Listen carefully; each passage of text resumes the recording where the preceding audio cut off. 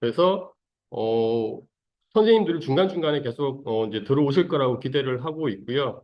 오늘 이 자리는 이제 우선 여기 계신 선생님들을 대상으로 해서 SDG 유스 측의 이제 이사장, 예, 김주영 이사장님하고 그리고 이제 전략기획국장이신 박영욱 국장님 그리고 저희 테크빌 교육의 에듀커버스 부문 동시에 그 저희 테크빌 교육 계열사인 즐거운학교 대표를 맡고 있는 이창훈 대표님 그리고 이걸 중심으로 해서 이제 저를 포함한 이제 주요 부서 팀장님들과 함께 예, 오늘 안내를 드릴 예정입니다. 그래서 전반적인 순서는 SDG 유스에서 우선 소개와 이번 SDG 교사 단체 설립을 통해서 생각하고 있는 방향에 대해서 간단하게 먼저 좀 준비한 내용을 말씀을 드릴 거고요. 이어서 이제 본 내용인 저희 이창훈 대표님께서 SDG 전반에 대해서 저희가 생각하고 있고 어, 여기 계신 교사님들을 주축으로 해서 어떻게 세계 속의 SDG를 대한민국 교사님들을 중심으로 해서 끌어갈지 그런 방향성에 대해서 저희가 생각한 계획을 한번 말씀드리고자 합니다. 그래서 자유롭게 내용 충분히 들으시고 논의하고 토론하고 활발한 의견이 오가는 자리가 되기를 기대하겠습니다. 네. 우선 그 SDG 사단법인 SDG 유스 이사장이신 김지영 이사장님을 소개해 드리겠습니다. 네, 안녕하십니까. 방금 소개받은 사단법인 SDGs 김주용 이사장입니다. 이렇게 전국에 계신 정말 멋진 선생님들을 오늘 뵙게 돼서 너무 영광이고요. 제 어렸을 때 꿈이 선생님이셨는데 이런 선생님들과 함께 이런 프로젝트를 진행하려고 생각을 하니 참 마음이 설레입니다. 네, 금방 우리 오지환 이사님께서 소개를 해주셨듯이, SDG 관련해서 상당히 많이 관심을 가지고 계시다고 전해 들었습니다. 그리고, 2022년도부터 이제 세계 시민 교육이나 아니면 지속 가능한 발전에 대한, 지속 가능성에 대한 교육의 내용이 포함되어서 교육되어져야 한다는 그런 정부의 방침, 이런 것들을 저도 지금 좀 학습을 하고 있는데요. 그래서 그 맥락과 맞추어서 한번 우리가 SDG를 가지고 어떤 활동을 할 수 있고, 저희가 테크빌 교육과 협력을 해서 어떤 방향성을 그리고 있는지를 한번 좀 소개를 드리는 시간을 갖도록 하겠습니다. 간단하게 먼저 저희 사단법인 SDG 유스에 대한 소개를 드리고, 그 이후에 어떤 방향성을 가지고 있는지를 한번 설명을 드려보겠습니다. 화면 공유가 잘 보이시나요? 네, 감사합니다. 간단하게 저희 소개를 하면은, 저희는 2019년도에 비영리 임의단체로 시작을 했었습니다. 그리고 2021년도에 저희가 외교부에 등록을 했습니다. 저희 사단법인이 이제 국제적인 활동을, 하고 싶었기 때문에, 외교부에 등록을 해서 현재는 외교부 소관의 비영리 사단법인으로 등록이 되어 있고요. 그리고 이제 예전에는 지정기부금 단체라고 했었는데요. 이제 세금 영수증을 발행할 수 있는 이제 공익법인으로까지 이제 등록을 했고요. 올해 6월 달에 유엔 안에 있는 경제사회 이사회라고 하는 이코속이라고 하는 위원회가 있습니다. 거기서 이제 전 세계에 있는 NGO들을 인정을 해주는데요. 어떤 NGO들을 인정을 해주냐면 SDG를 달성하려는 목표를 가지고 실천을 하는 NGO 단체들을 대상으로 유엔에서 그러니까 인증을 받는 어, 프로그램입니다. 현재 전 세계에는 한 6,800개 정도의 유엔 NGO라고 부르는 NGO가 있고요. 현재 대한민국에는 88개의 특별협의지를 가지고 있는 NGO가 있고, 그리고 한 개는 전체 특별 분야가 아닌 전체 제너럴한 협의지를 가진 단체가 총 89개의 유엔 NGO가 있습니다. 저희가 이제 그 중에 하나의 NGO이고요. 저희는 또 1365 자원봉사 포탈에 또 등록이 돼 있어서 학생들과 하는 어떤 봉사활동 프로그램이나 이런 것들에 대해서도 봉사 점수를 부여할 수 있는 그런 자격을 갖추고 있습니다. 슬라이드가 안 넘어가네요.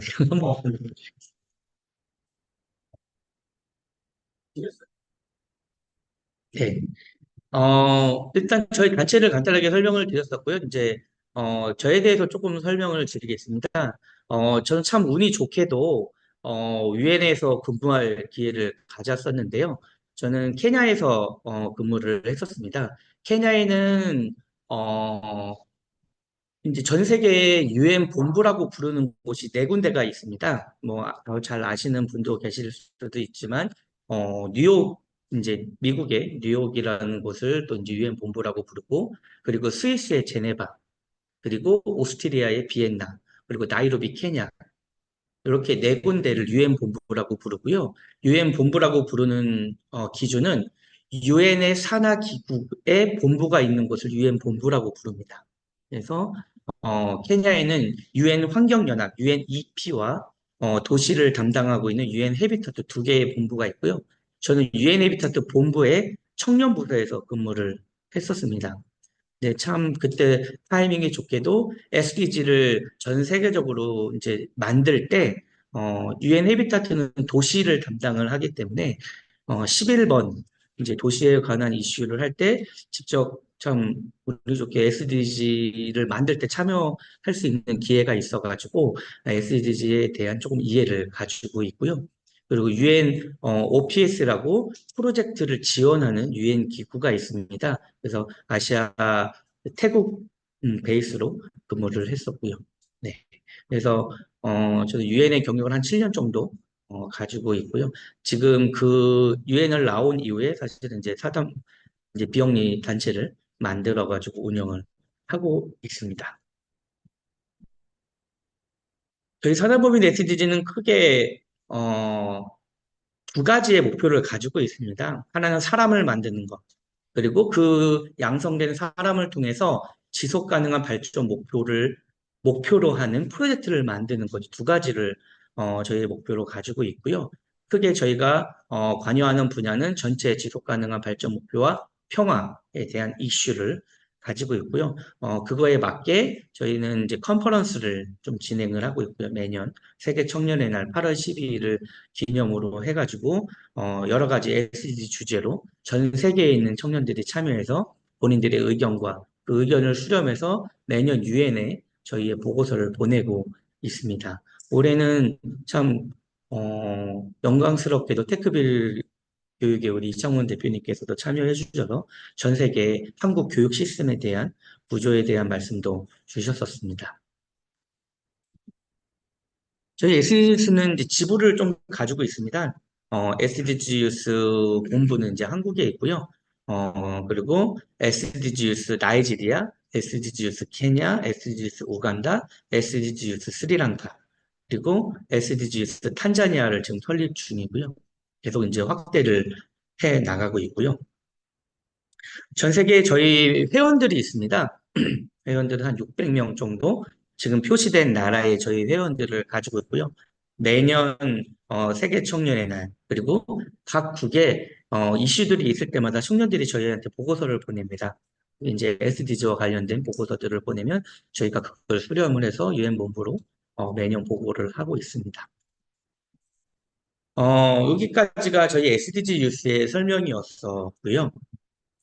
사실은 저희가 테크빌 교육하고 이제 만난 지는 얼마 안 됐지만 너무 방향성이 같고 교육에 대한 포커스가 같아서 이제 가칭입니다. SDG 티처스 선생님이라는 가칭으로 한번 구상을 해본 내용들을 좀 공유를 드리겠습니다.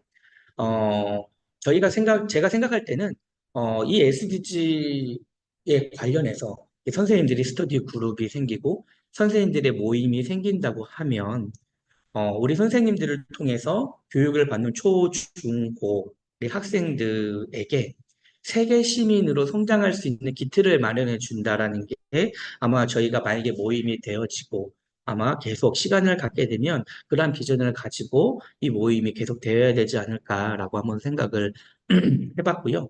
결국에는 구체적으로는 이제 SDG를 인지하게 하는 것, SDG란 게 전 세계 공통의 목표로서 유엔과 그리고 많은 스테이크홀더들이 모여가지고 만들어졌고 결국에는 세계 시민을 양성을 하는 데 있어서 초중고 때 자기의 진로와 그리고 결국에는 대학교 이후에 직업을 선택할 때 궁극적으로 내가 어떠한 목표, 어떠한 세계 이슈를 위해서 내 직업을 선택을 하고 내 진로를 선택해야 될까를 고민할 때 그런 SDG가 최종 지표가 될 수 있게 하는 것이 아마 우리 선생님들이 모여서 이런 모임을 가질 때 구체적인 목표가 되지 않을까 그렇게 생각을 해봤고요.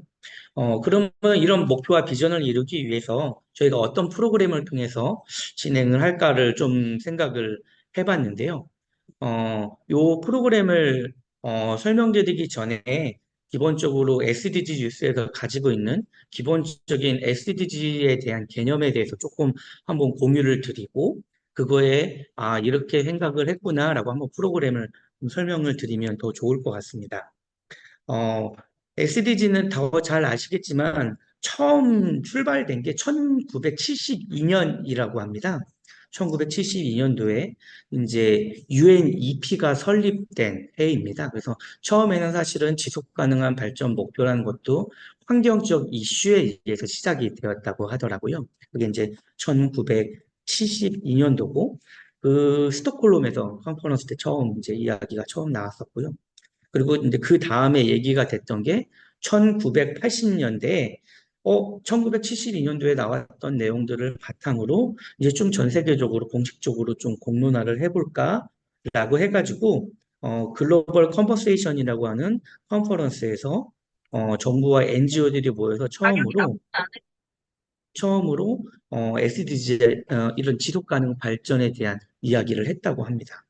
그리고 처음으로 공식적으로 오피셜 보고서가 나온 게 1987년도에 이제 그런 보고서가 나오게 됐고, 이제 그게 이제 수년으로 그 보고서가 나오고, 1992년도에 리오 컨퍼런스라는 곳에서 환경과 그리고 사회적 이슈, 그리고 경제 발전에 대한 이슈가 나오면서 2000년도에 아마 다들 들어보셨을 겁니다. 밀레니엄 디벨롭먼트 골이라고 하는 2000년도부터 2015년까지의 8가지 목표로 이제 전 세계를 더 나은 세계로 만드는 데 있어서 공통으로 목표를 잡고 가야겠다라고 해서 2000년도부터 2015년까지 15년에 걸쳐서 8개 주제로 전 세계에서 다루어져 왔고 그 이후에 2016년부터 2030년까지 그거를 확대해서 17가지 그리고 169개의 세부 목표로 나누어서 더 구체적인 목표들이 나오게 됐고요.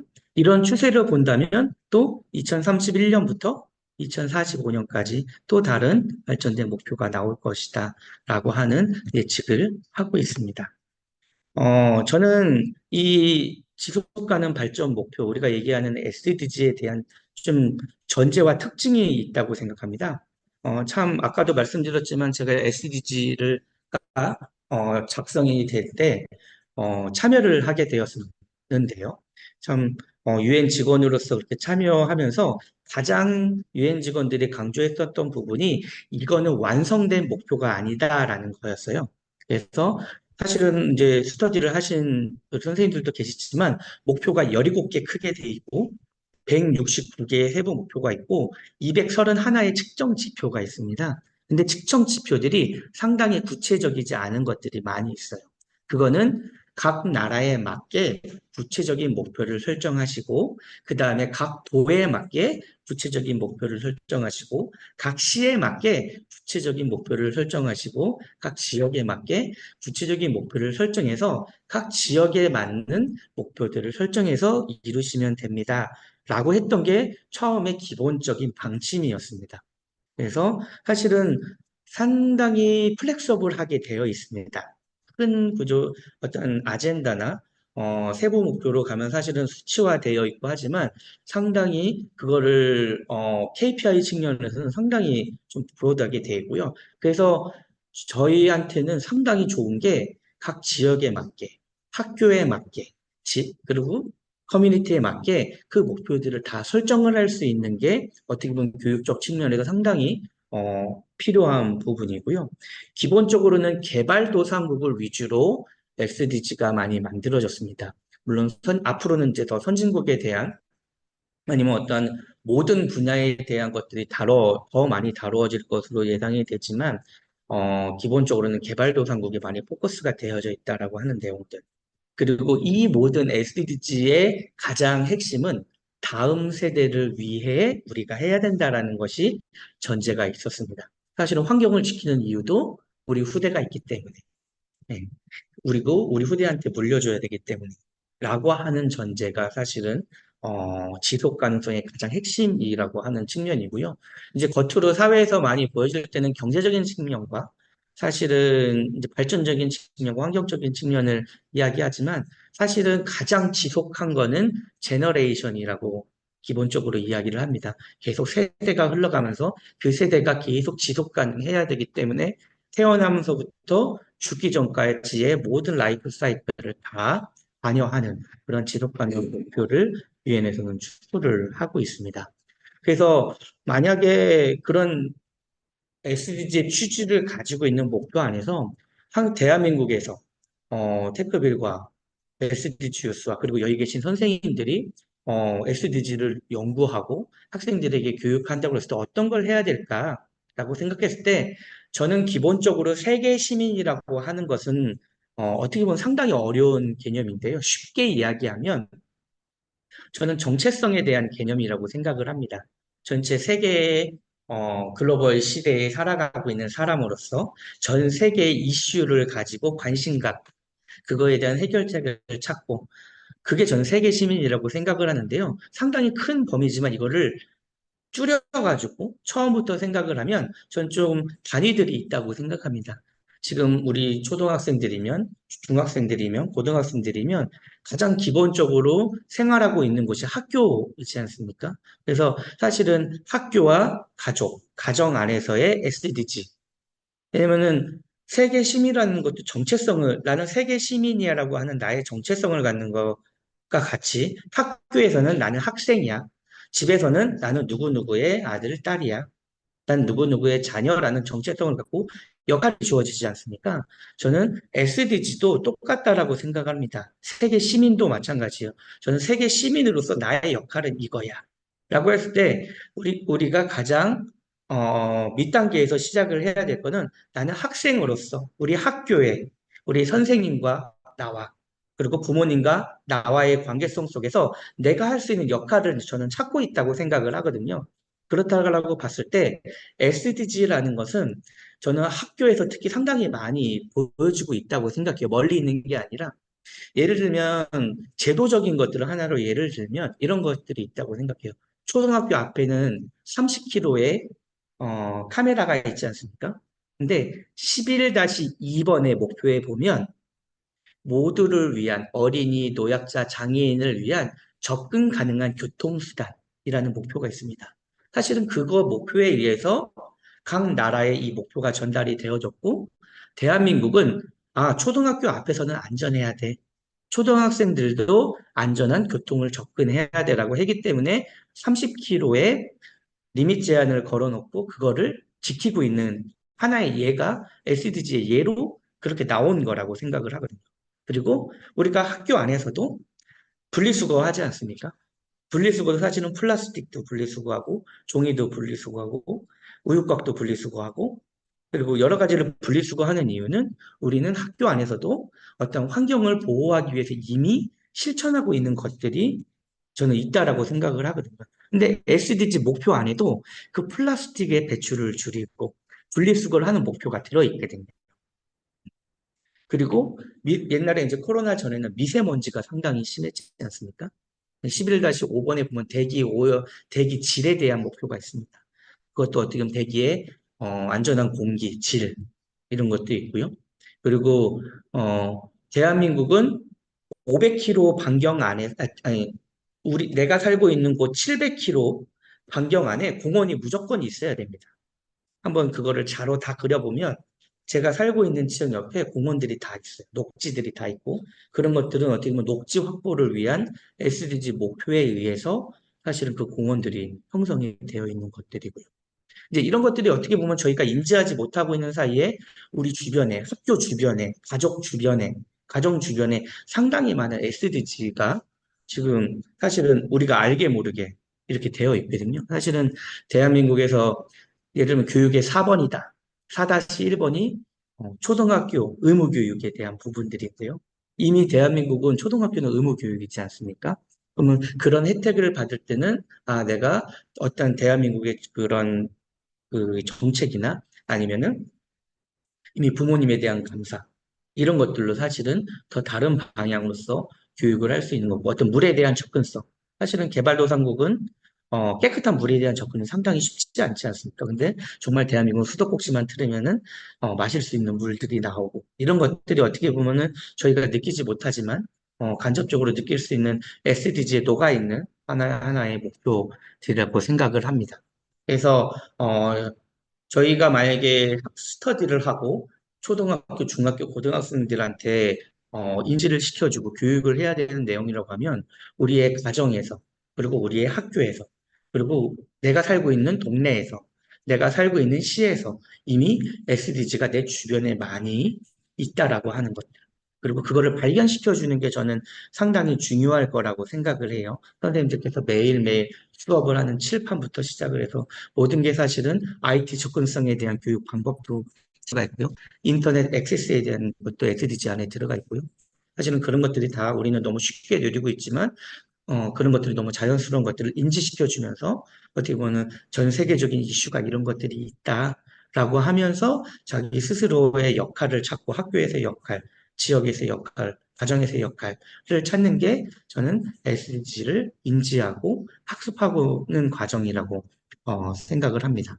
그래서 기본적으로는 그런 베이스를 두고 어떻게 보면 학교 안에서 수업 안에서 SDG를 발견하는 프로그램이나 아니면 이런 어떤 교육 그리고 또 하나는 또 너무 이론적인 교육만 하면은 그러니까 저희가 생각했던 거는 수학여행이나 소풍을 가지 않습니까? 하나의 예로 예를 들면 제주도를 수학여행 갔을 때 아니면 우리 동네에 어디 소풍을 갔을 때 모든 지역 관광지에는 사실은 SDG가 다 포함되어 있습니다. 예를 들면 제주도를 갔을 때 제주도에 둘레길 있지 않습니까? 자전거 둘레길.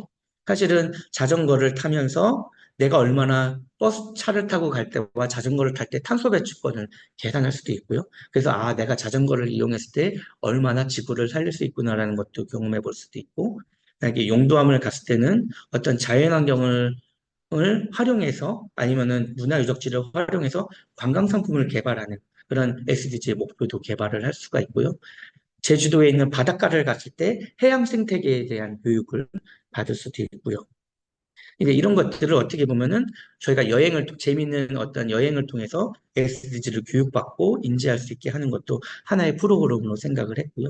이제 그러면서 자연적으로 학생들이 SDG에 대한 거를 하나, 둘씩 인지하면서, 저희가 생각을 해봤던 거는 이제 학교 단위, 지역 단위로 SDG 발표 대회나 실천 대회 같은 것들을 생각을 하고, 거기에서 이제 유엔에서 공식으로, 저희가 이제 유엔의 관계자들도 불러서 시상도 해보고, 그리고 그거를 모아가지고 1년에 한 번씩은, 매년, 지금도 사실은 유엔 총회가 열리는 기간입니다. 뉴욕에서는 계속 지금 유엔 총회가 9월 셋째 주에 열리고 있는데요. 그때 가서 저희가 대표로 가서 선생님들이 가셔서 발표할 수도 있고, 학생들이 직접 가서 발표도 할 수도 있고, 그리고 1년에 한 번씩 한국에서 거꾸로 유엔 관계자분들을 초청해서 전국 단위의 대회를 통해서 가장 SDG를 실천하는 학교, 아니면 가장 SDG 열심히 실천하는 학생, 이런 것도, 물론 등수를 세우자고 하는 것은 아니지만, 그거를 더 SDG에 대한 목표를 확산하는 차원에서, 그런 것도 좀 생각을 해봤습니다. 그래서 이런 프로그램들을 통해 가지고 어떻게 보면은 학교에서 가정에서부터 시작을 해가지고 어떻게 보면은 학교에서 SDG를 바라보고 학생들이 작성한 페이퍼 그리고 가정에서 작성한 페이퍼 그리고 적게는 자기 동네에서 사실은 동네에서 시에서 군에서 하는 것들이 다른 말로 바꾸면은 정책 발표가 됩니다. SDG를 하게 됩니다. 그렇게 되면은 사실은 가장 이상적인 어떤 시민 참여로서 사회에서 구성원으로서 역할을 하는 거를 물론 초등학교 때는 어떤 여러 가지 한계들이 있겠지만 초등학생들이 할 수 있는 부분, 중학생들이 할 수 있는 부분, 고등학생들이 할 수 있는 부분, 그냥 뭐 자기가 하고 싶은 것들을 막 발표하는 게 아니라 어떤 국제 규격에 맞춰진 국제에서 이슈들을 자기 지역에 적용하면서 자기네 지역에 필요한 내용들을 이야기를 하면 사실은 그것들이 어떻게 보면 그 지역에 필요한 초등학생들이 바라본 초등학생의 정책. 중학생이 바라본 중학생의 정책 이런 것들이 나올 수 있기 때문에 사실은 자연스럽게 초중고 때부터 어떻게 보면 정치를 한다라는 개념보다는 사회의 구성원으로서 참여하는 그런 것들을 충분히 SDG를 통해서 할 수 있지 않을까 이렇게 생각을 해보게 되었습니다. 그래서 이런 것들, 여기 이제 프로그램에 써 있는 것들 그런 내용들이고요. 그리고 실제로 선생님들도 해외 연수를 어떻게 보면은 뭐 파리나 아니면은 스위스나 미국이나 가서 도시 안에 있는 SDG를 발견하면서 직접 스터디를 한번 탐방 같은 프로그램도 사실은 지금 생각을 하면서 준비를 해보고 있고요. 그러면서 체험한 것들을 학생들에게 직접 자기네 도시에서, 동네에서, 학교에서 실천해 볼 수 있는 그런 프로그램들을 한번 생각을 해 보았습니다.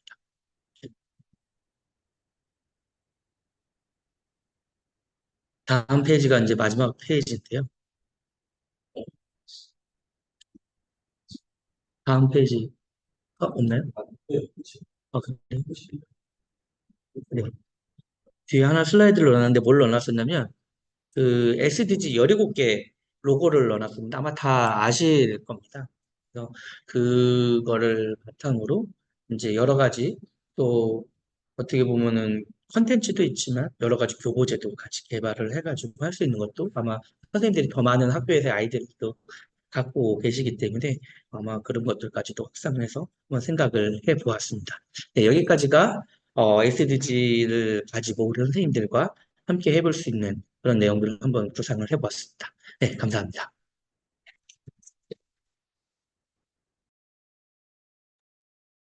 음, 우선 김주영 이사장님 네, 지금 소개가 있었고요. 지금 제가 서두에도 말씀드린 대로 지금 오늘 여기 계신 선생님들이 이제 주축이 되셔서 저희가 지금 바라보고 있는 거는 지역이나 대한민국이 아니고요. 진짜 말 그대로 글로벌 세계 단위를 그래서 실제 그 유엔 경제사회 이사회 특별 협의 지위를 갖고 있는 NGO 단체입니다. 여기가. 그래서 실제 그런 데하고 저희가 MOU 이미 맺었고 그래서 실제 앞서 저기 이사장님께서 말씀 주신 대로 빈말이 아니라 그 먼 곳까지 보고 있기 때문에 그런 관점에서 오늘 좀 얘기 잘 들어주시고 많은 의견 주셨으면 좋겠습니다. 이제 이창훈 대표님께서 이제 발표를 하실 건데요. 잠깐 좀 그 슬라이드 좀 교체 좀 하도록 하겠습니다.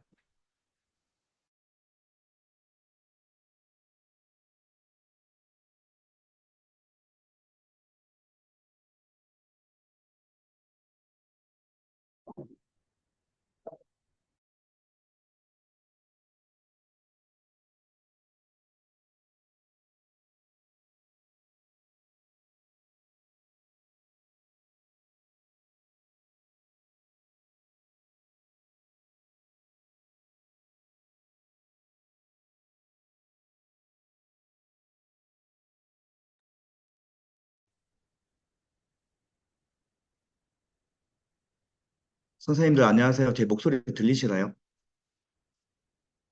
네.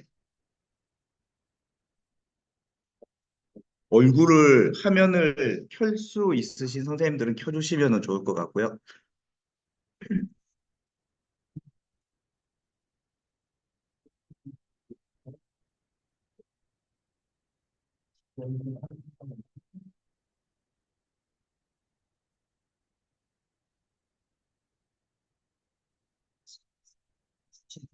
네, 이제 화면 공유가 되어서 설명을 드릴 건데요. 잠시만요. 이거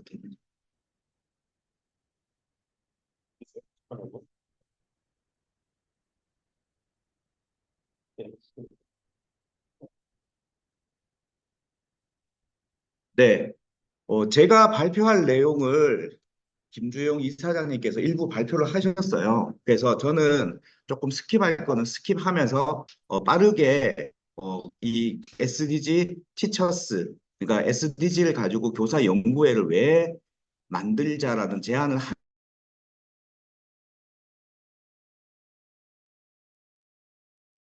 여기 계신 선생님들께 설명을 드리도록 하겠습니다.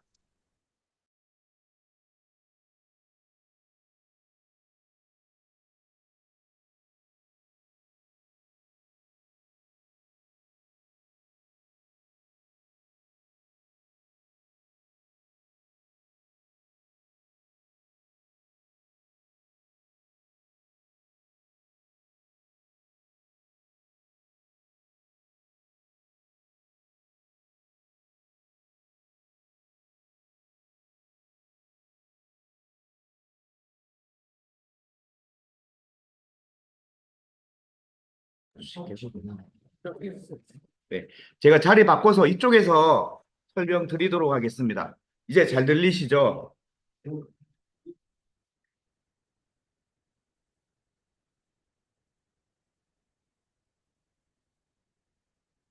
이거 근데 또 안 돼.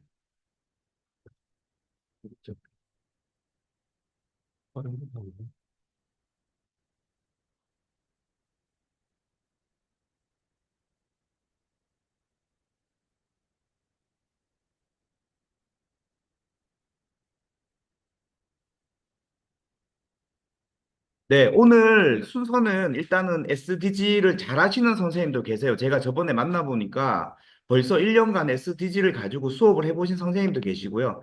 대학원에서 SDG로 한 학기 계속 수강하시면서 SDG를 연구하신 선생님들도 계셨고, 예, 근데 일부 선생님들은 SDG라는 것도 아직까지 정확하게 이해를 못하고 있기 때문에 아주 기본적인 것들은 1차적으로 먼저 설명을 드리고 설립 목적에 대해서 설명하고 목표, 계획, 운영 로드맵, 결론 순서대로 해서 발표를 하도록 하겠습니다. 자, SDG란 무엇인가? 앞에 김주영 이사장님께서 설명을 했지만 2015년까지 MDG라고 해서 새천년 개발 목표가 있었고요. 2015년 이후부터 해서 2030년까지는 SDG라는 조금 더 확장된 개념으로 해서 새 지속 가능 발전 목표 항상 헷갈려. 지속 발전이 지속 가능인지가. 예.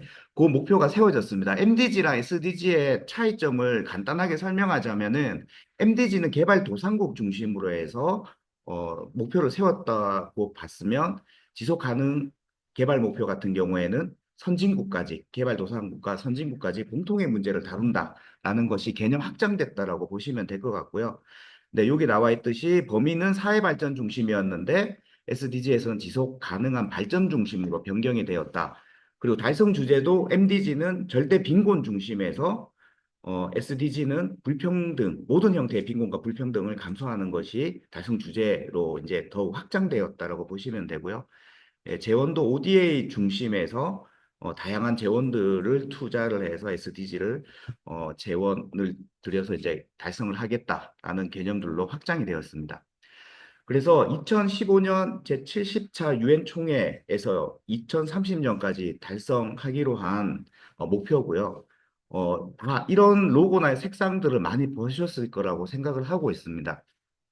이걸 조금 세부적으로 보자면은 17개 항목이 있고요. 그 17개 항목이 5개의 크게 큰 분류로 나눠지고 있어요. 첫 번째는 인간에 대한 거, 두 번째는 지구의 지속 가능 발전, 그 다음에 번영에 관련된 것, 그 다음에 평화에 관련된 것, 그 다음에 글로벌 파트너십에 관련된 5가지 영역으로 해서 169개의 세부 목표들로 설정이 되어 있다라고 보시면 됩니다. 간단하게 그냥 설명을 드릴게요. 첫 번째 목표는 빈곤 종식이라고 보시면 되고요. 두 번째는 기아 종식, 세 번째는 건강 웰빙을 증진하는 것, 네 번째 양질의 교육 보장, 이 부분이 SDG 17개를 달성하기 위해서 가장 기본적으로 만들어져야 되는 게 4번의 항목이라고 생각을 하고 있고요.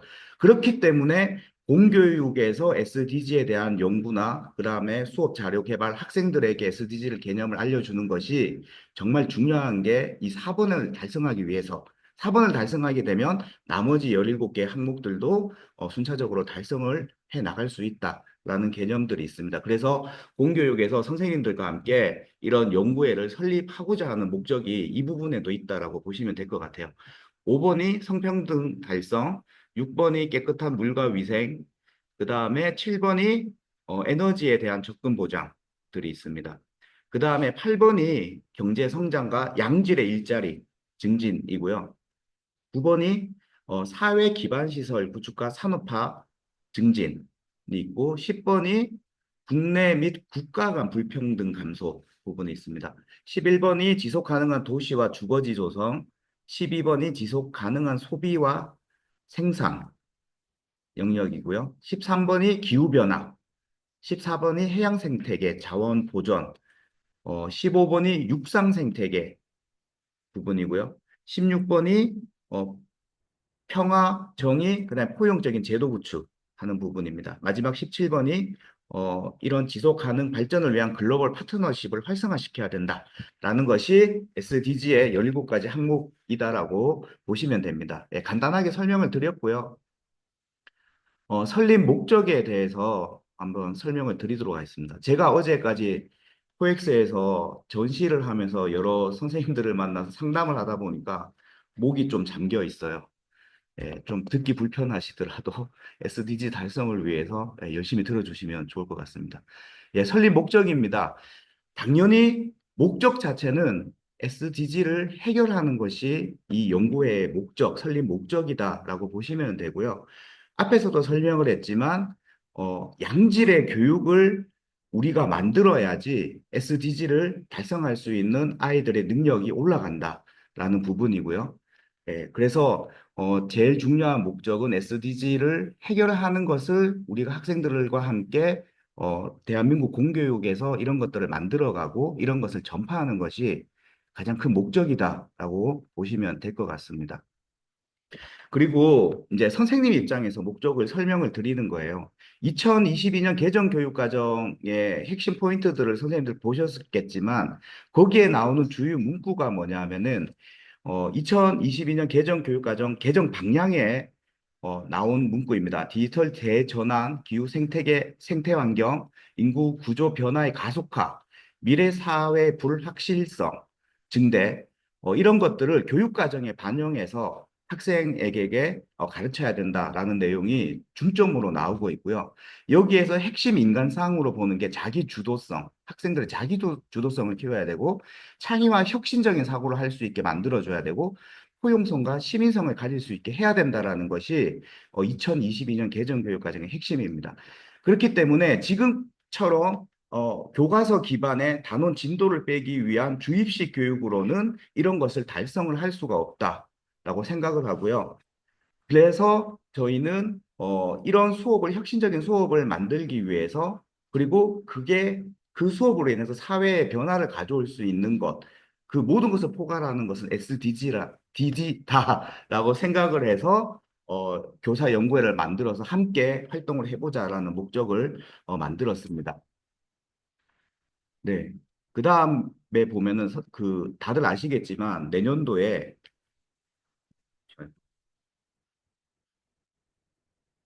어, 내년도에 학교 자율 시간이라는 새로운 이제 프로그램이 학교에 도입이 되잖아요. 즉, 선생님들은 또다시 AI 디지털 교과서라는 문제도 생기지만 학교 자율 시간이라는 새로운 문제들이 선생님들께 발생이 됩니다. 그래서 이런 수업들이 지금 선생님들이 당장 만들기가 상당히 힘드시거든요. 그런데 이 학교 자율 시간의 내용도 자세히 보면은 지역의 다양한 특성과 학교의 여건, 학생의 필요에 맞춘 교육과정 확대 운영을 위해 초중고 교육과정 내 선택 과목을 활용해서 학교에서 마음대로 만들어라. 예, 그러니까 그 교과서 기반이 아니라 혁신적인 수업, 그걸 지역의 다양한 특성을 연계해서 만들어라. 라는 내용들이 나오고 있고, 이게 초등의 기준이고, 중등도 마찬가지 보면은 지역 연계에 대한 내용들이 이 지역을 연계해서 자유시간을 수업을 혁신적으로 만들어서 수업을 하라라는 내용들이 나오고 있습니다.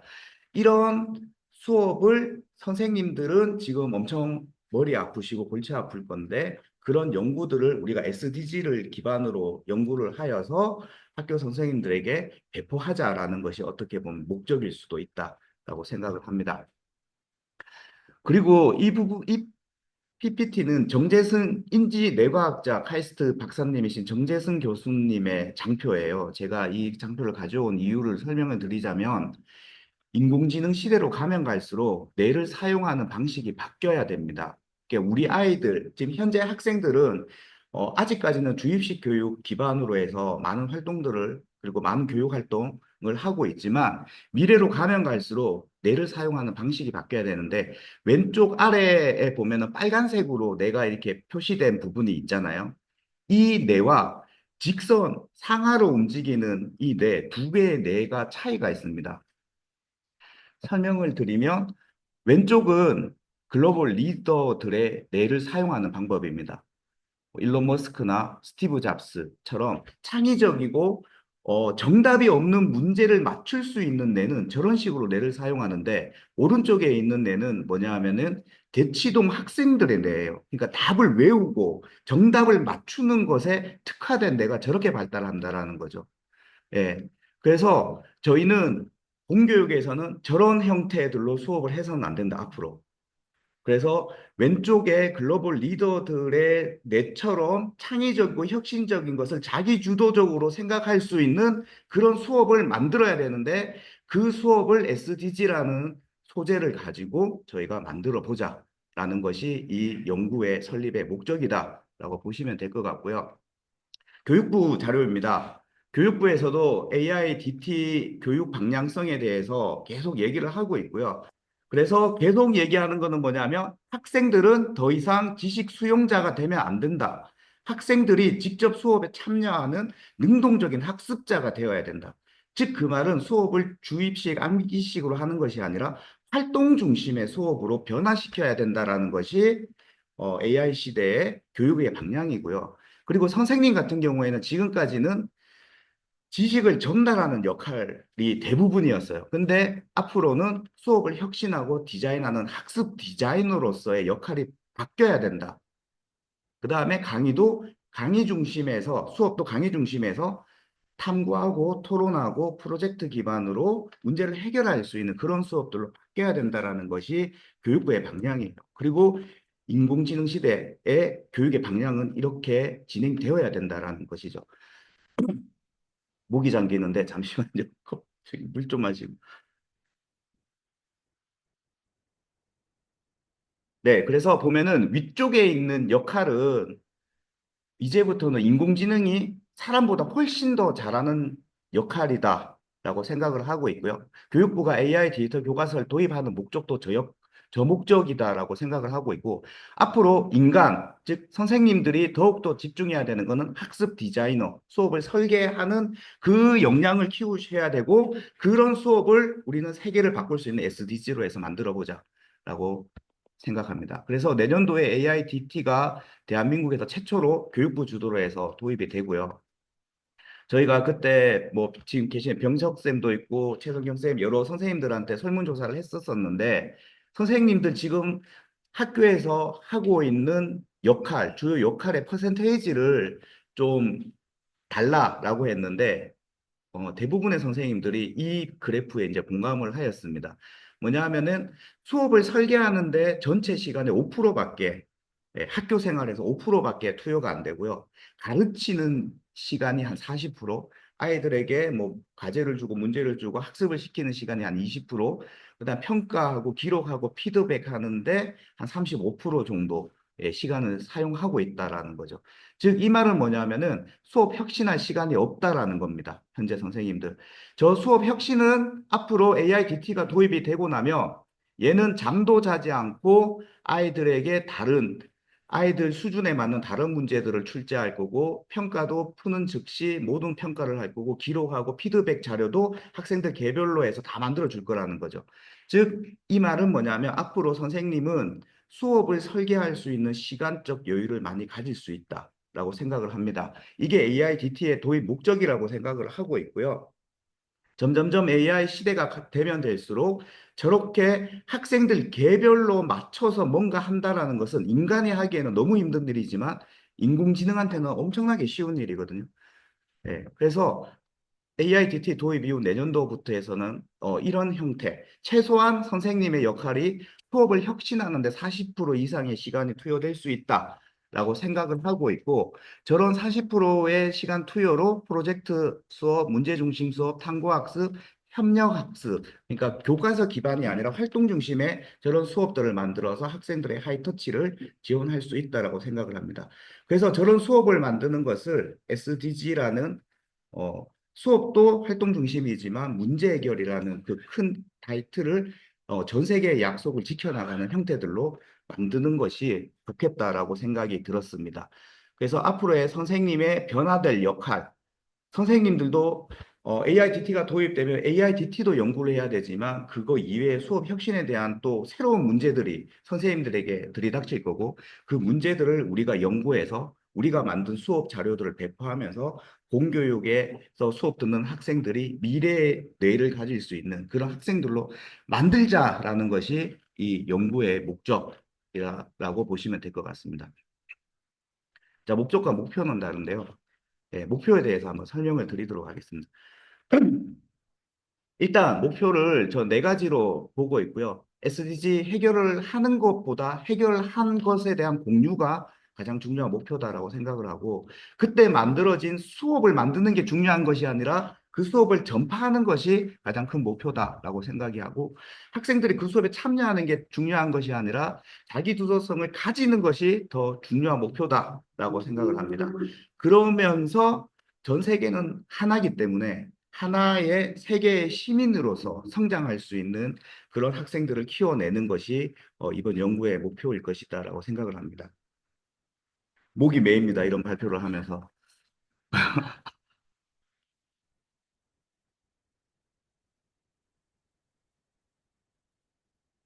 네, 지금 화면이 조금 천천히 넘어가고 있는데요.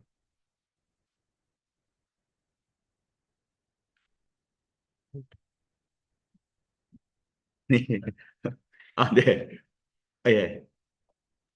그래서 앞에서 얘기했지만 SDG 해결을 하는 것이 목표이고요.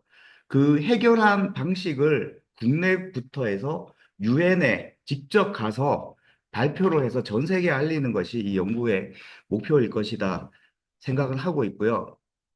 그 다음에 그 다양한 해결을 하기 위해서 만들어진 수업들은 저희가 전국의 선생님들에게 무료로 배포를 하고 싶습니다. 그래서 혁신 수업 설계를 연구회 선생님들과 함께 하고 그 수업을 전파하는 역할들은 SDG 유스나 테크빌 교육이 지원을 해서 최대한 전파를 하고 싶다라는 것이 목표이고요. 인공지능은 절대 혁신적인 수업을 설계할 수 없습니다. 수업의 혁신, 미래를 공교육을 바꾸는 것은 AIDT가 아니라 선생님이다라고 생각을 하고 있고요. 학습 디자이너로서의 교사 역할, 그 역할을 최대한 지원해 줄 수 있게 혁신적인 수업을 만들어서 전국에 전파하자라는 것이 목표입니다. 그리고 학생들은 암기식, 주입식으로 교육받는 것이 아니라 다양한 활동을 통해서 자기주도성을 키우는 그것을 만들어가는 것, 수업 참여보다 자기 주도성을 키우는 것을 목표로 두고 있습니다. 네. 그 다음에 이제 가장 중요한 부분이 이 부분인데요. 전 세계는 한 배를 타고 있다라고 생각을 하고 있고요.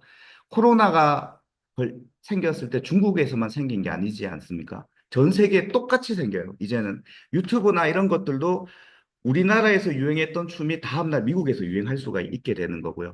전 세계는 이미 한 배를 타고 있다.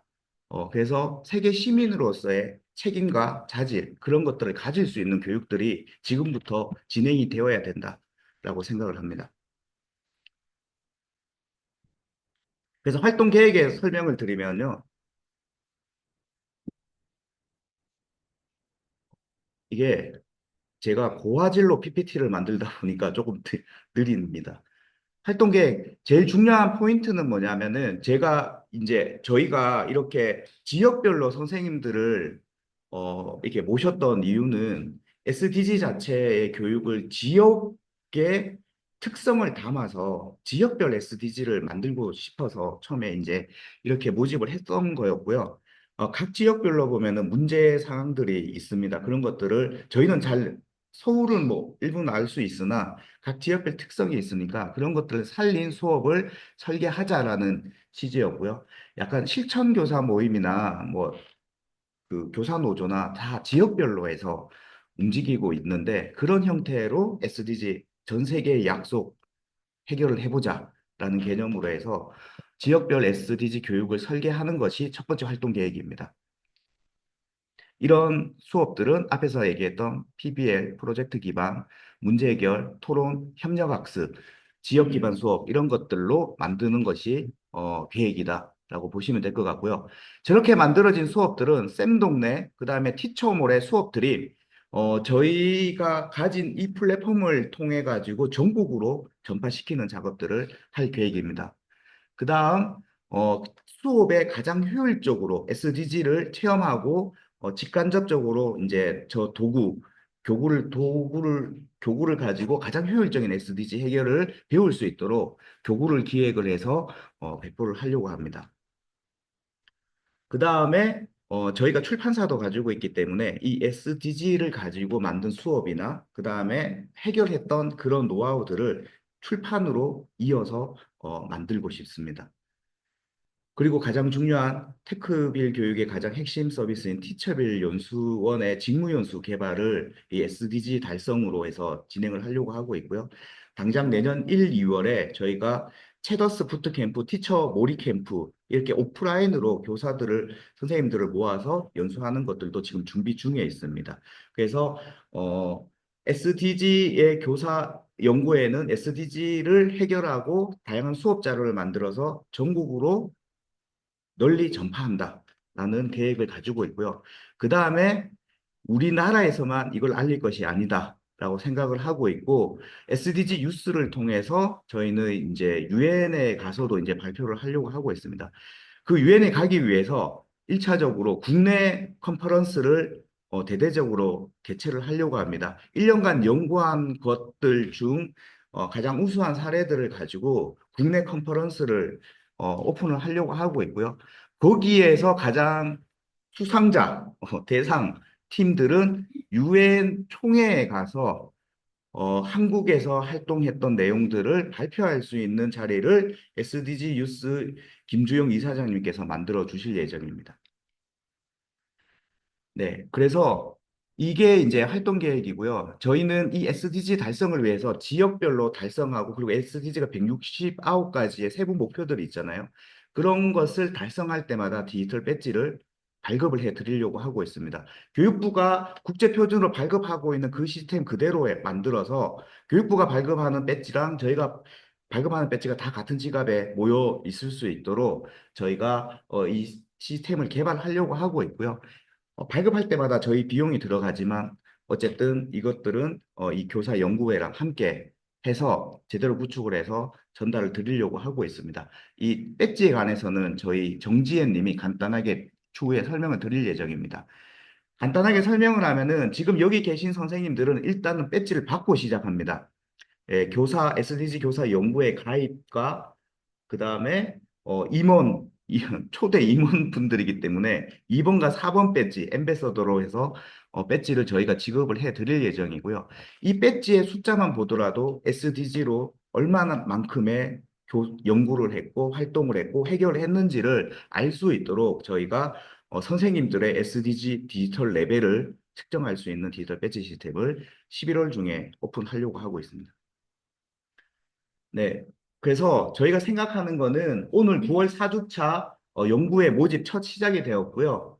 10월 초부터 해서 지금 10개 지역만 선발이 되었거든요. 나머지 7개 권역에서는 아직까지 운영진들이 선발이 되지 않았는데 그것까지 해서 10월 3주차까지 해서 17개 시도별로 해서 최소한 10명 정도 연구진들을 먼저 뽑고 그래서 연구의 설립 및 MOU 체결을 이제 10월 4주차 정도까지 해서 진행을 해보고자 합니다.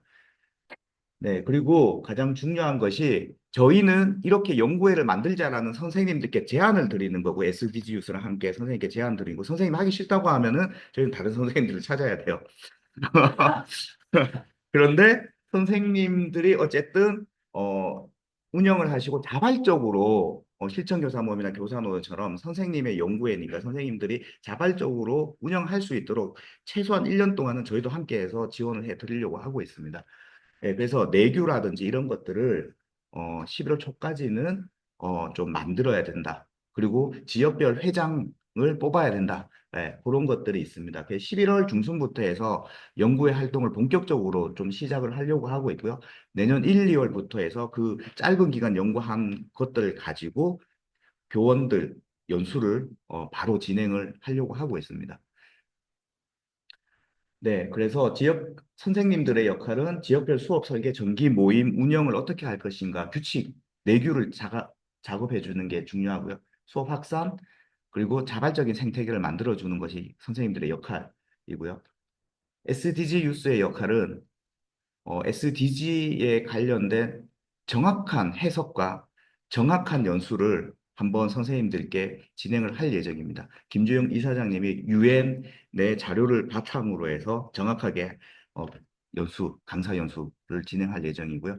다양한 교육 자문과 그리고 김주영 이사장님이 항상 매달 유엔 보고서를 제출해야 되는데 이 연구의 내용들을 유엔에다가 지속적으로 알려주는 작업을 SDG에서 할 예정이고요.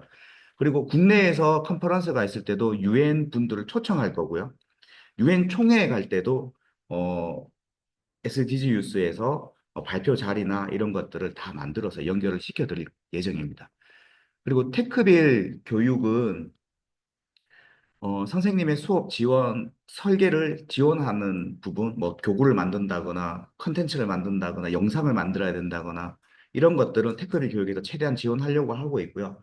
그 다음에 전국에 전파하는 거는 저희의 모든 SNS, 저희의 모든 서비스, 저희 모든 플랫폼을 통해 가지고 전파를 지원을 하려고 합니다. 그 다음에 공유의 컨퍼런스 같은 대관이나 이런 것들 지원하려고 하고 있고요. 가장 중요한 것은 SDG의 배지 시스템을 구축하고 발급하고 그런 부분들을 저희가 지원을 하려고 하고 있습니다. 자, 결론은 우리가 함께 이 연구회를 만들어 가야 된다고 생각을 하고 있고요. 선생님 주축에 선생님만 이 연구회를 만든다고 했을 때는 여러 어려움들이 있을 거고요. SDG 유스도 어려움이 있을 거고, 테크빌도 혼자서 만든다는 것은 당연히 어려움이 있습니다. 그래서 저는 봤을 때 선생님들은 혁신적인 수업 설계에 집중을 하는 게 맞고, 테크빌 교육은 선생님들의 산출물들을 개발시켜 주는데 집중을 하고, SDG 유스는 이런 공신력, 유엔 소속이라는 그런 공신력을 가지고 전 세계에 알리는 작업, 이런 것들이 서로 삼합이 맞다라고 생각을 하고 있고요. 예, 그래서 저희는 이렇게 순환적인 그리고 서로 협동된 이런 모습으로 빠르게 이 연구회를 성장을 시키고 싶습니다. 또 가장 핵심은 선생님이 주축이 되셔야 된다. 자발적인 생태계가 되어야 된다. 테크빌과 SDG 유스는 선생님을 지원하기 위해서 존재한다라고 생각을 합니다. 네, 이상 여기까지 저희가 연구회를 설립하는 목적에 대한 설명을 드렸고요. 선생님들과 함께 대한민국의 미래, 전 세계의 미래를 바꿔보고 싶습니다. 함께 만들어요, 선생님들. 이거 뺐지. 한번 그거 잠깐만 내가 안 돼. 선생님들 저기 지금 저희 전략기획팀장님이신 정지혜님께서 디지털 배지에 대해서 아까 잠깐 이제 이창훈 대표님이 언급을 해주셨는데 조금 더 세부적인 현재 기획 아닙니다. 한번 조금 공유를 잠깐 해드릴게요. 잠깐 또 자료 넘겨야 돼서 잠깐 또 예, 한 1분만 기다려주세요.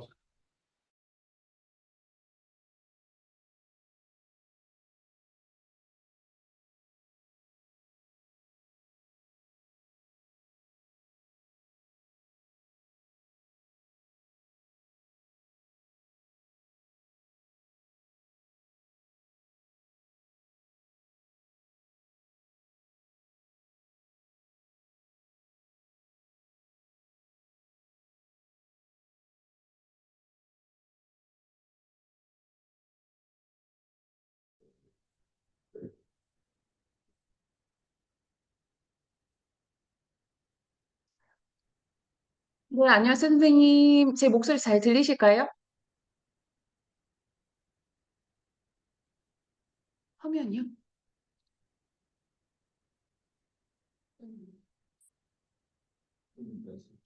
네. 선생님도 혹시 지금 화면 보이실까요? 디지털 배지 화면입니다. 보입니다. 화면 보이세요?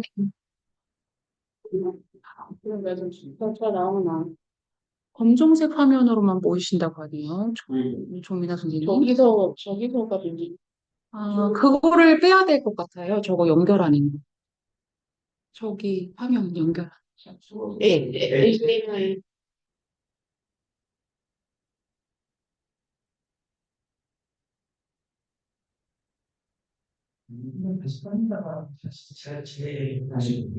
네. 홀 화면 말고 정지혜 선생님 화면 보면 됩니다.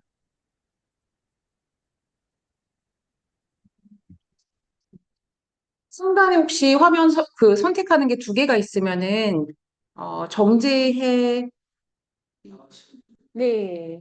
지금 그렇게 됐을까요? 선생님들 지금 화면 보이시나요?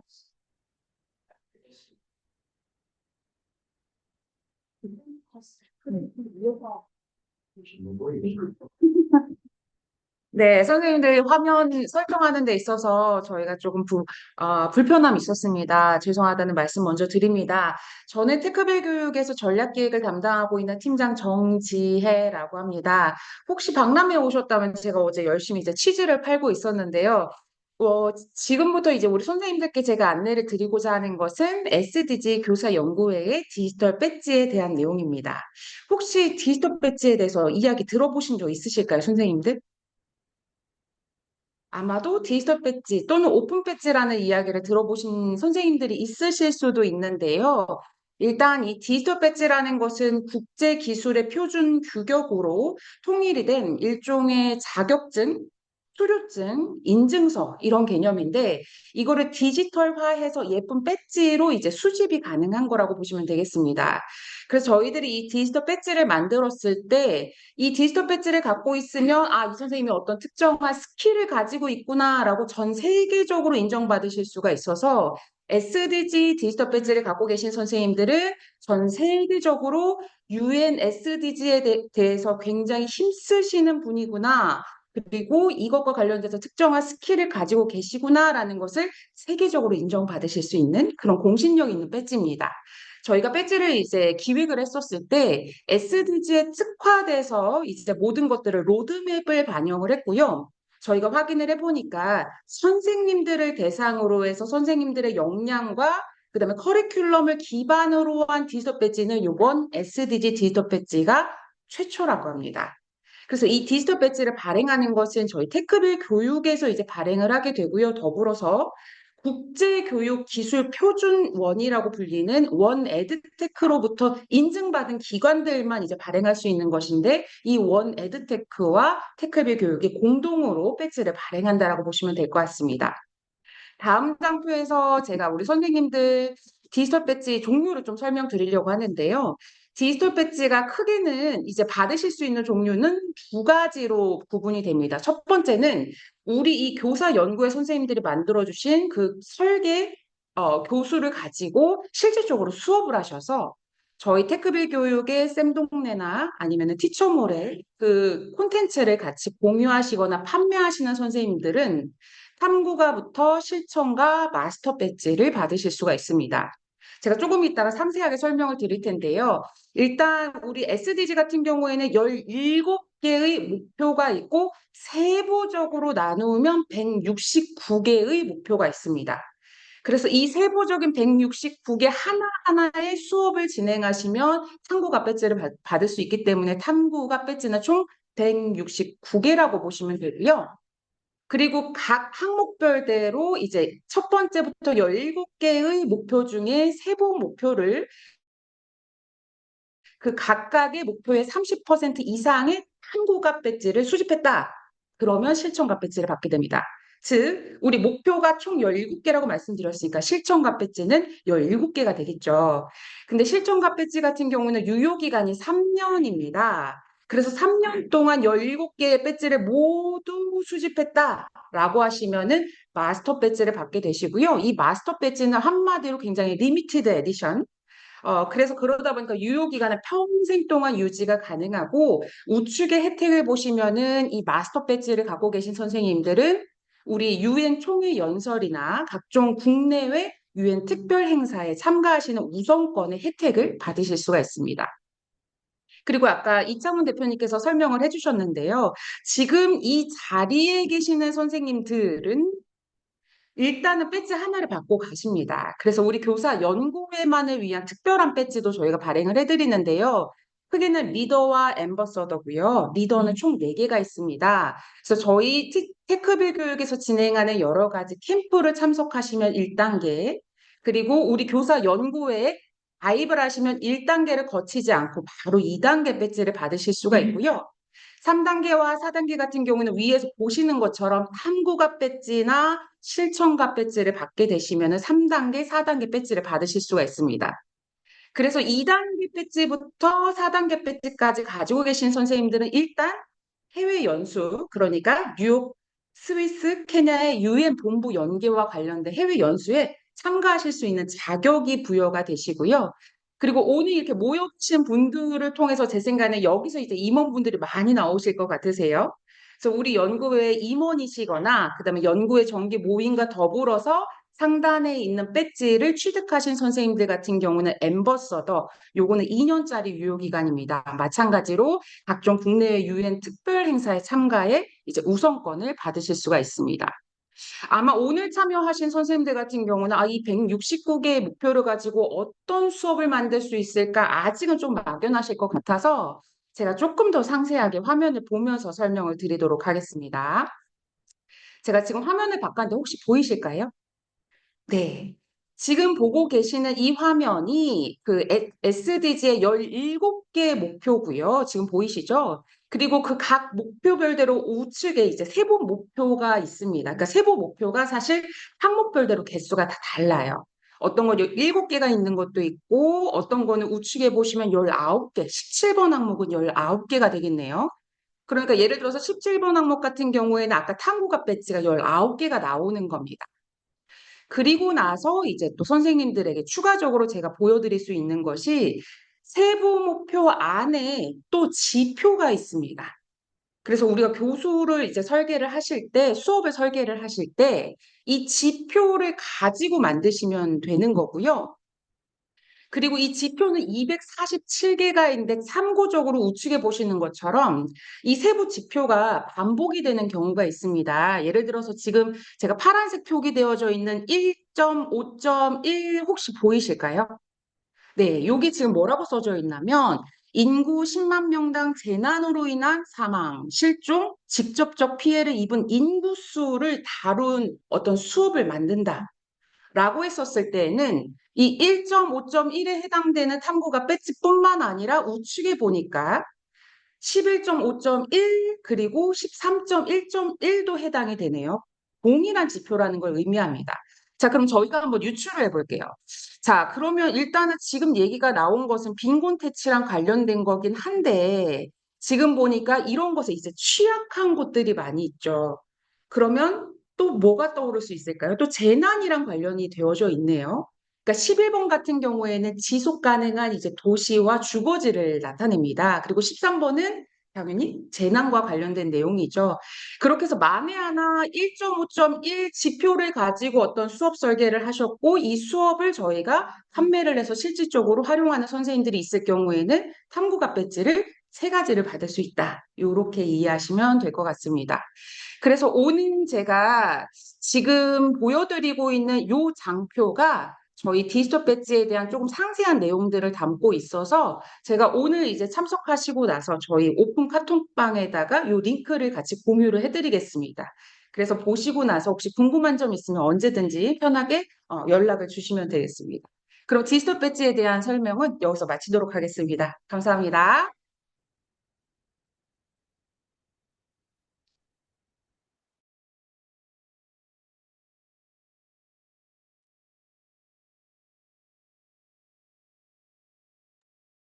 선생님들 오늘 저희가 전달드린 내용은 다 끝난 것 같고요. 제 목소리 들리시죠? 네. 혹시 그 이 교사 연구해 가지고 궁금한 사항이나 좀 이렇게 토론할 거, 좀 질문 같은 거 있으시면은 간단하게 한 2, 30분 정도 회의를 좀 해보도록 하겠습니다. 그 티처빌 직무연수를 개발하거나 출판을 하거나 티처몰에서 이제 같이 교구를 개발하거나 뭐 이런 모든 행위에 대해서는 똑같이 저희가 선생님들에 대한 인쇄 지급이나 이런 것들은 다 이루어질 거고요. 디지털 배지나 이런 것들은 저희 회사에서 자체적인 비용을 투자해 가지고 발급될 때마다 저희 테크빌에서 비용을 내면서 발급을 진행할 예정입니다. 그리고 만약에 부트캠프나 이런 오프라인으로 모임이나 강사의 요청, 연수 요청을 드릴 경우에는 테크빌에서 이제 강사료나 이런 것들은 다 지급이 될 예정이고요. 네. 선생님의 그 지역별 연구 모임이나 이런 것들은 자발적으로 생태계를 구축해서 운영을 하시되 다양한 행사에 대한 것들은 테크빌에서 최대한 지원을 해드리려고 하고 있습니다.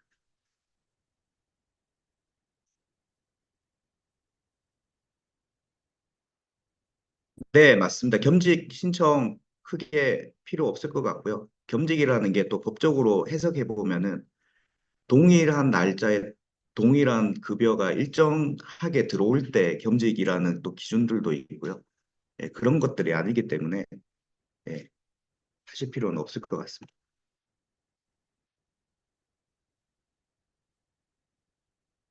다른 의견 없으세요? 예. 그 저희 단톡방이 있으니까요. 단톡방에 언제든지 궁금한 거 있으면은 거기에 남겨주셔가지고 물어보시면 되고, 그리고 오늘 얘기 들어봤는데 이게 열심히 할 수 있겠다 또는 이거 못할 것 같은데라는 선생님도 계실 거라고 저는 생각이 듭니다. 예, 그러면 그런 것도 단톡방에 이렇게 의견을 주시면은 최대한 반영을 해서 좀 진행을 해보겠습니다. 대표님 혹시 잠시 질문해도 될까요? 어, 처음에는 지역 단위 기반으로 해서 지금 채팅 쪽에서 질문을 주고 계시거든요. 처음에는 우선은 지역 중심으로 해서 그 수업을, 혁신적인 수업을 설계하고 지역별 SDG를 달성하는 것을 우선적으로 하면 좋을 것 같고요. 그 다음에 전국 단위의 모임들, 이런 것들은 연례 행사들로 해가지고 저희가 계속 만들어 가려고 하고 있습니다.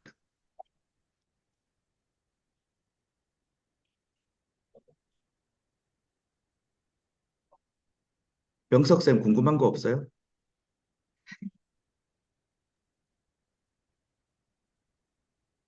소리. 마이크. 병석쌤 소리 들리나요?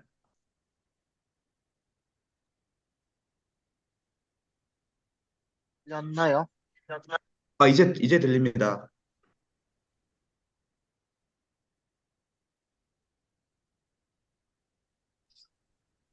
저는 일단은 상황 파악하면서 일단은 좀 더 파악하고 난 다음에 문의사항 있으면은 다시 또 말씀드리겠습니다.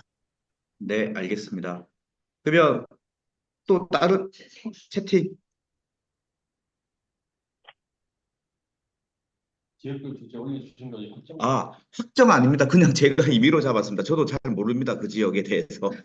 그냥 울산이니까 공장이 많겠지 하고 그냥 막 넣어봤습니다. 확정 아닙니다. 선생님들 오늘 여기 나온 말씀드린 내용들은 저희가 우선 이렇게 나름 고민해서 만드는 초안 같은 거고요.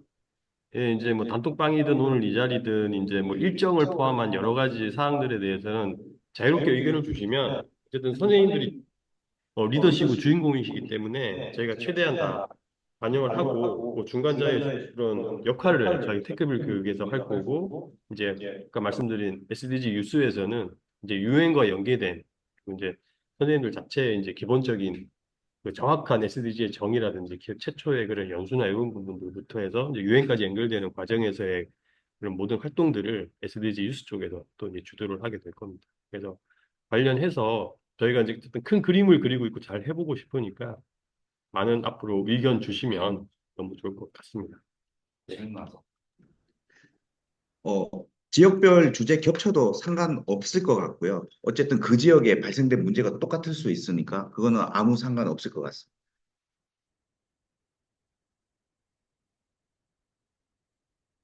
네, 그 지역별 선생님 주도적으로 생태계 만드는 게 어렵기 때문에 저희가 늘 함께 할 거고요. 테크벨하고 SCG 유스가 늘 함께 할 거고, 좀 그런 뭐 모임 장소나 이런 것들도 초반에는 저희가 최대한 지원을 해서 지역별로 모일 수 있도록, 그리고 모집도 어려우면 저희 플랫폼, 저희 선생님들께 이제 알리는 작업들도 저희가 같이 진행을 할 예정입니다.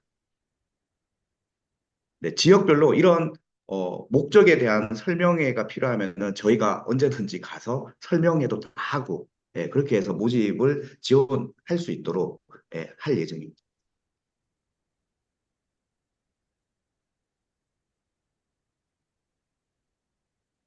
네.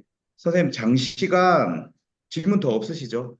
예, 장시간 이 오후 늦게 김택수 교수님 혹시 손 드셨나요? 네, 혹시 들리세요? 어, 제가 킬게요. 혹시 들리시나요? 예, 이제 들립니다. 원래 들렸는데 저희가 꺼놓고 있었네요. 죄송합니다. 혹시 지금도 들리세요? 예, 잘 들립니다.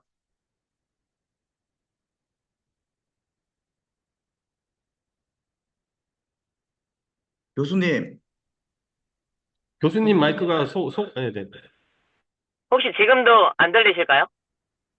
잘 들립니다. 죄송합니다. 잘 혹시 들려요. SDG를 알고 계신 분들 많이 계실 텐데요.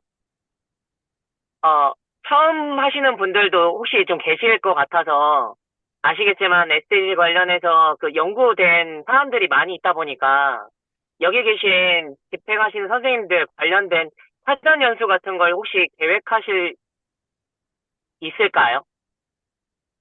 네, 앞에 설명드렸지만 SDG 유스 김주용 이사장님께서 지금 전 세계 청년들에게 SDG 교육을 하고 계시거든요. 그런 노하우나 그런 경험들을 선생님들께 먼저 연수를 진행할 예정입니다.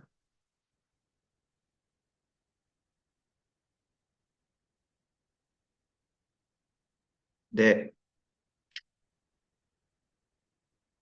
어, 네. 일단 오늘 장시간 이렇게 참여해 주셔서 감사드리고요.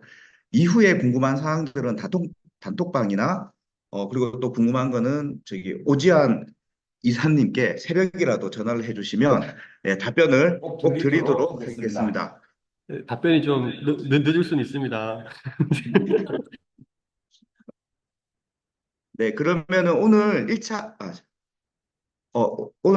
회의는 여기서 종료하도록 하겠습니다. 선생님들 반가웠고 감사드립니다. 네, 감사합니다. 끌게요. 또 그렇습니다.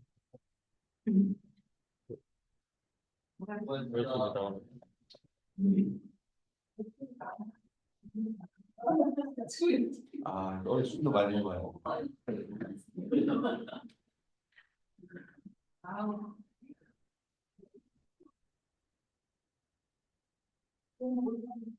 예, 올라가세요.